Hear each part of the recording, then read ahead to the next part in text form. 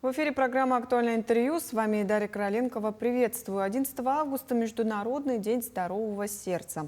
Главная задача этого дня – информировать о рисках сердечно-сосудистых заболеваний и необходимости их профилактики. Этот день празднуют врачи-кардиологи, а также небезразличные к проблеме сердечно-сосудистых заболеваний люди. Сегодня поговорим о профилактике. Гостья студии Елена Колбанова, главный внештатный специалист, кардиолог Министерства здравоохранения Республики Саха-Якутия. Елена Семеновна, здравствуйте. Здравствуйте. Расскажите для начала, пожалуйста, об истории возникновения вообще вот такого праздника. Да, действительно, 11 августа – это День здорового сердца. Он был по инициативе учрежден Всемирной Федерацией сердца при поддержке Всемирной организации здравоохранения.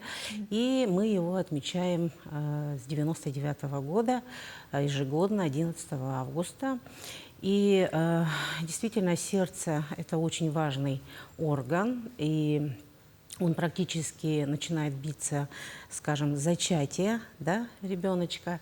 И весит он всего 350 грамм, но несмотря на такую, скажем, низкую массу, является мощным таким мышечным органом, самым сильным мускулом в организме человека, так как его функция – это перекачивание крови, и как насосная функция, да, и доставка именно кислорода, крови, питательных веществ к органам и тканям организма. Поэтому очень важно беречь наше сердце с молода, даже, можно сказать, с детского возраста. Сколько жителей Якутии страдают вообще от сердечно-сосудистых заболеваний сейчас? Но если остановиться на статистике, то в последние 5 лет заболеваемость сердечно-сосудистыми заболеваниями или болезнями системы кровообращения увеличивается, да, повышается. И если сравнить пятилетнюю динамику, то на 18%, на 45% у нас увеличился показатель. С одной стороны, увеличение заболеваемости – это такой негативный фактор, можно сказать, негативное явление, но это, конечно, связано с тем, что увеличение заболеваемости влечет за собой, конечно, повышение смертности от болезней системы кровообращения и инвалидности. Конечно, это не только у нас в России, но и во всем мире. А с другой стороны, увеличение заболеваемости болезнями системы кровообращения – это с положительной, скажем, с позитивной стороны, это хорошая выявляемость. То есть пациенты ходят на диспансеризацию, да, на профилактические осмотры, и врачи устанавливают на ранних стадиях болезни системы кровообращения, и, соответственно, конечно же, идет уже адекватная медикаментозная терапия, которая снижает, скажем, такие осложнения, как инфаркт миокарда, такие осложнения, как инсульты, сердечная недостаточность. Поэтому нельзя сказать, что увеличение – это только негативная сторона, да? Но и есть, с другой стороны, если посмотреть, то это тоже такой позитивный фактор. Вот за 2024 год у нас этот показатель составил 360 на 1000 населения, взрослого населения. Но, конечно, если остановиться уже на показателях смертности от сердечно-сосудистых заболеваний, то у нас имеется такая положительная динамика, идет снижение показателей смертности, так как мы выявляем больше людей с заболеванием сердца, и, соответственно, мы проводим медикаментозную терапию, то есть профилактируем мы сердечно-сосудистые осложнения, соответственно, мы снижаем, влияем на показатели смертности. И вот за последние, тоже если взять пятилетие, да, за последние 5 лет у нас снижение на 18%, практически на 18%, но это уже благодаря такой системной плановой работе нашего правительства, Министерства здравоохранения принимаются меры. Даже одним из таких мероприятий, скажем, строительство кардиососудистого центра и его открытие в 2022 году тоже способствовало снижению показателей смертности. Население видит, как в районах строятся новые поликлиники, новые больницы, появляются молодые доктора, которые, конечно, работают во благо нашего сохранения, скажем, здоровья нашего населения. А почему люди часто страдают сердечно-сосудистыми заболеваниями у нас в Якутии? Но не только у нас в Якутии страдают сердечно-сосудистыми заболеваниями, как я уже говорила, это во всем мире. Конечно, с возрастом у человека рано или поздно появляется сердечно-сосудистое заболевание. Но, конечно, в большинстве случаев от самого человека зависит, насколько он продлит, скажем, ход к сердечно-сосудистой болезни. Да? И, конечно, это, может быть, звучит банально, но именно вот те факторы риска, которые способствуют развитию сердечно-сосудистого заболевания, это связано с образом жизни. Это малоподвижный образ жизни, то есть низкая физическая активность. Да? Это избыточный вес, в том числе ожирение. Это несбалансированное, скажем, нездоровое питание с большим содержанием таких жиров, сладостей, то есть простых углеводов, таких как сахар, обычный простой, сдобы, кондитерские изделия, варенье и так далее. И даже вот эти натуральные соки, которые продаются, они содержат большое количество сахара. И, конечно, кроме этого стрессы, мы люди, которые все-таки мы имеем чувства, да, переживаем. Поэтому, конечно, стрессовая ситуация это тоже способствует развитию сердечно-сосудистого заболевания. Но Всемирная организация здравоохранения подчеркнуты, или, скажем, основа вот этих факторов риска сердечно-сосудистых заболеваний – это основная тройка. Это артериальная гипертензия, это курение, табакокурение и повышенный уровень холестерина.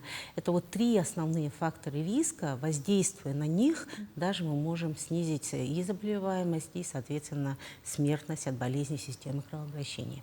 Ну вот чтобы все-таки уберечь почти один из главных наших органов, какие меры профилактики должен вот знать каждый? Ну, сейчас, в настоящее время, конечно, наше население получает сообщение о том, что нужно проходить диспансеризацию. То есть диспансеризация – это ежегодно, да, после 40 лет ежегодно каждый человек должен проходить диспансеризацию, если даже он считает себя здоровым, но раз в год после 40 лет он должен прийти в поликлинику, сдать анализ крови на холестерин, на контроль артериального давления, заполнить анкету по факторам риска, снятие электрокардиограммы. Да? И как бы это первый этап такой диспансеризации. Если находят сердечно-сосудистое заболевание у данного человека, то это уже второй этап, это уже более углубленное исследование. Там уже доктора направляют для исключения уже сердечно-сосудистого заболевания на те или иные исследования. Да? Но старше 18 лет человек должен хотя бы раз в 3 года пройти диспансеризацию, профилактический осмотр. Это ответственность каждого человека. Если все же имеется сердечно-сосудистое заболевание, например, вот врожденное, да, вот какие меры предосторожности необходимо соблюдать? Вот я остановилась вот на первичной профилактике, да, на факторах риска. А то, что касается, вот если у человека имеется уже сердечно-сосудистое заболевание, то это уже меры вторичной профилактики. То есть, если установлено сердечно-сосудистое заболевание, то врач назначает уже препараты, да, лекарства назначает по его диагнозу. И, соответственно, для того, чтобы предупредить такие грозные сердечно-сосудистые осложнения, как гипертонические кризы, которые могут закончиться инсультами, да, инфаркт миокарда или нарушение ритма сердца, сердечная недостаточность, человек должен принимать препараты уже постоянно, можно сказать, пожизненно. Без препаратов, конечно, состояние у человека может ухудшиться в разы. Поэтому это вот меры вторичной профилактики, это на фоне таких немедикаментозных мероприятий, то есть это здоровый образ жизни, да, отказ от курения, и все-таки физическую активность надо обязательно в распорядок дня включить. Кроме этого, конечно, медикаментозная терапия должна быть у человека, у кого стоит уже диагноз сердечно-сосудистое заболевание. А вот по питанию, может быть, есть какие-то особые? По питанию, считается сбалансированное питание. Это когда овощей и фруктов должно быть не менее 400 грамм каждый день. Это включая и зелень тоже. Минимум 400 грамм. Обязательно должны быть сложные углеводы, да? И отказываться от мяса не надо, но предпочтение отдавать нужно мясу нежирных сортов. То есть видимый жир надо убирать. И раз в неделю делать такой рыбный день, то есть разгрузку от мяса. И самое важное в таком рациональном питании – это отказаться от сладостей, то есть от сахара, простых углеводов, да, и соли. Так как соль задерживает жидкость в организме, это уже влечет за собой нагрузку на сердце, то есть сердце начинает работать с нагрузкой и, конечно, может уйти в декомпенсацию, скажем. И ограничение соли, конечно, это обязательно у пациентов, у кого имеется артериальная гипертензия, потому что на фоне чрезмерного, скажем, потребления соли будет повышаться артериальное давление, так как задержка жидкости в организме. И особенно это очень важно для пациентов, которые имеют сердечную недостаточность. Может быть, расскажете, как часто нужно обследоваться? Вы сказали, вот раз в 3 года диспансеризацию проходить. Да, Может, какие-то есть первые признаки, которые могут позволить, что нужно вот, желательно сразу обследовать? Но, как я уже говорила, старше 18 лет уже человек должен проходить хотя бы раз в 3 года диспансеризацию, то есть профилактический осмотр для исключения сердечно-сосудистого заболевания, а 40 лет уже 1 раз проходить ежегодно диспансеризацию. Если и известно, что все-таки инфаркты миокарда, инсульты, они молодеют, поэтому, конечно, с 18 лет нужно уже проходить осмотр профилактический. Елена Семеновна, спасибо, что сегодня к нам пришли, рассказали такую подобную информацию. Это была программа «Актуальное интервью». До встречи.